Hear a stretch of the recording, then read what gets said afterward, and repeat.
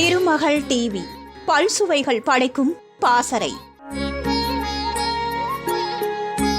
அவசியம் சாப்பிட வேண்டிய உணவுகளில் கீரையும் ஒன்று. அந்த வகையில் இலங்கை போன்ற நாடுகளில் அதிகம் மக்கள் விரும்பி சாப்பிடும் கீரை வகைதான் வல்லாரை. இது மூலிகை தாவரங்களில் மிகவும் முக்கியமானதாகும். இதில் அதிக அளவிலான கனிமங்கள், கால்சியம் சத்துக்கள் இருப்பதாக கூறப்படுகின்றது. எவ்வளவு நன்மைகள் இருந்தாலும் வல்லாரை கீரையை குறிப்பிட்ட சிலர் சாப்பிடவே கூடாது. அது யார் யார் என்பதனை தொடர்ந்து இந்த பதிவில் பார்க்கலாம்.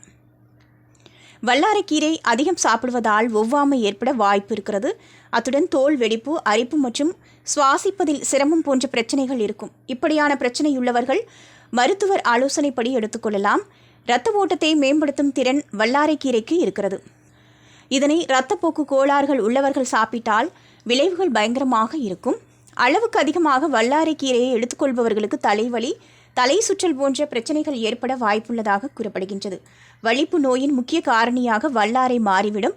ஏனெனில் மூளையில் ஏற்படுகிற வேதிப்பொருட்களை அதிக அளவில் தூண்டிவிடும் ஆற்றல் வல்லாரைக்கீரைக்கு இருக்கிறது. வல்லாரைக்கீரையில் உள்ள ஆக்சலேட்டுகள் சிறுநீரக கற்களை உருவாக்கலாம் என மருத்துவர்கள் கூறுகின்றனர். ஏற்கனவே சிறுநீரக கற்களால் பாதிக்கப்பட்டவர்கள் வல்லாரையை மறந்தும் சாப்பிடக்கூடாது.